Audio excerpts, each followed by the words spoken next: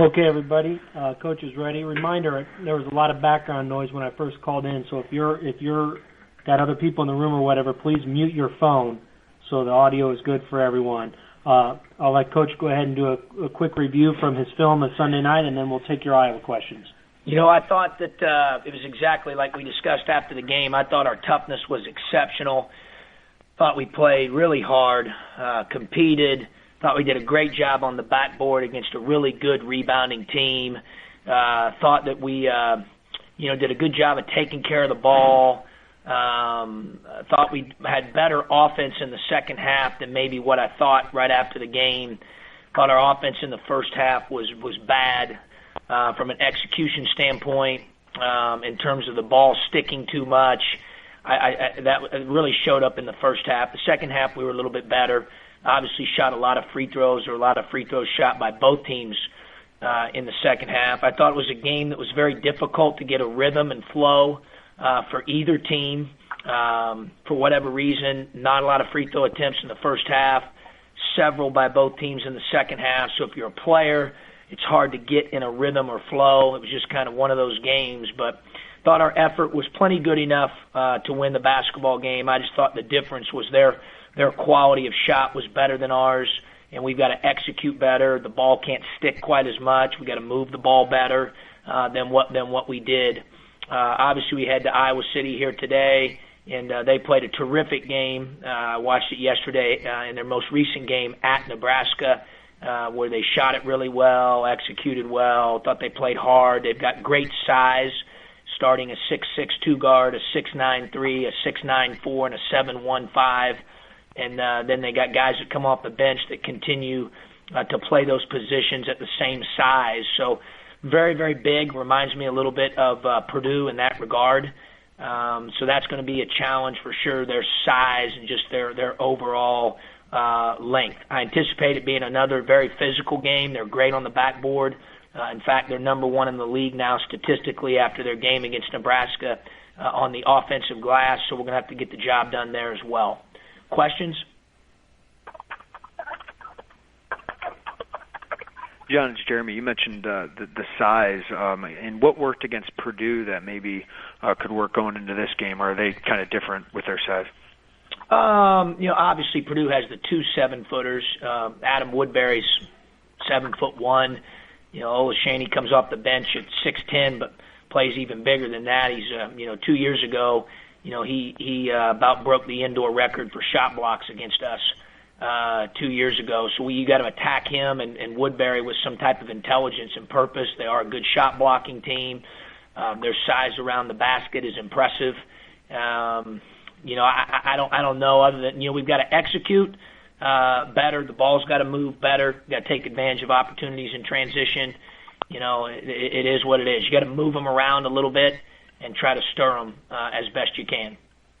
And Michigan State, you guys played with so much intensity. There's so much emotion with these games, so much on the line. Is it usually ratcheted up this time of year? I know you like it to be all year, but is that kind of typical of the physicality this time of year? Well, I thought we played that way in the Michigan game here at home, and then I thought we went to Wisconsin, and certainly not to take anything away from Wisconsin. They're a terrific team. Maybe you could debate one of the country's best teams. But I thought we were, just not tough enough in that game. And then we came back home and played, Michigan State, and I thought we had exceptional toughness again. We've got to have that game in and game out. That's something that needs to be a staple of who we are. We talk about being tough and together from day one as our identity. And I don't think we're quite there yet in year 3, Jeremy, of where it's like every day we're putting the hammer down in that department. I think we're getting closer. But that's something I think that takes some time habitually to develop that within your culture. And I do think we're closer. But, that's something we want people saying about us as they prepare for us.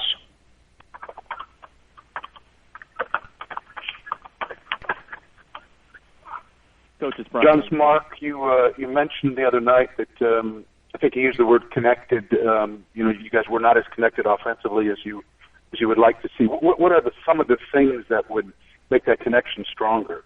Pass the ball. Share the ball. Screen better. have a disposition that it's our shot, and we got to work really hard to get our shot. I didn't think we had that the other night.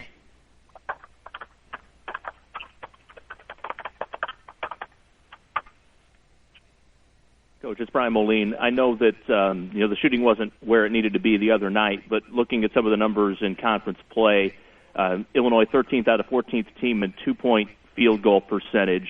What do you attribute that to, and what things can you work on going forward to bring that number up? You can work on it, certainly, and we've done that and talked about it a lot. I think the best way, to be honest with you, I certainly don't mean to be overly simplistic, but I think the best way to score 2-point field goals is recruit and have guys on your team that can score 2-point field goals.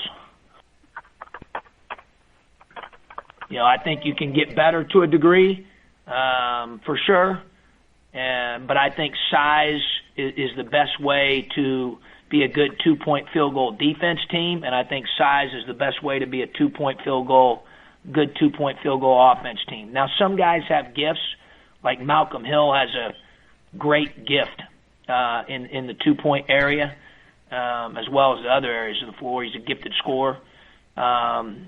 Utah, who we're getting ready to play, I've watched him a lot here the last couple of days. White, some of those guys that are 6'9", threes and 3-4, 4-3 guys that are big and long. Those guys finish two as well also. In fact, I think they're shooting 51% from close to it from two in league play, and a lot of that I think would be attributed to their size, and really I think it's kind of that that simple. I hate to make it that simple, but I think you do have to have a gift there. I thought the other night we had some good 2-point opportunities and we didn't take advantage of them, and we've got to be better. You look at the stats, we've certainly been challenged in that area, and all you can do on a daily basis is try to improve in that area and try to address it the best you can with the cards that you're dealt. And as we move forward, obviously that's something we've got to improve upon. Along those lines, Coach, do you see Darius Paul and Michael Finke being able to maybe help you in that area next year? Yeah, I think they both have an ability to do that. They both have good touch, good hands, pivot, shot fakes, are crafty in that area. So I'm hoping that they will continue to enhance and help us improve in that area as well as some other areas.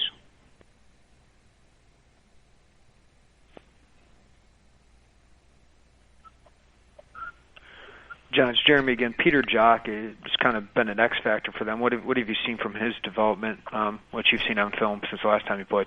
Well, he's made the most of his increased opportunity from last year to this year. He's really making shots. Their whole team did at Nebraska. Really shot the ball well. And you can tell they've been together for a while. They're older, Woodbury and, Gasell and White. And White's a senior. Utah, including the sit-out year, has been there for a little while as well. And even Clemens is, older, and they really play their system well. And they run their motion offense very well. They're very unselfish. The ball moves. And you can tell that they have a great feel for one another, that they're very connected on the offensive end.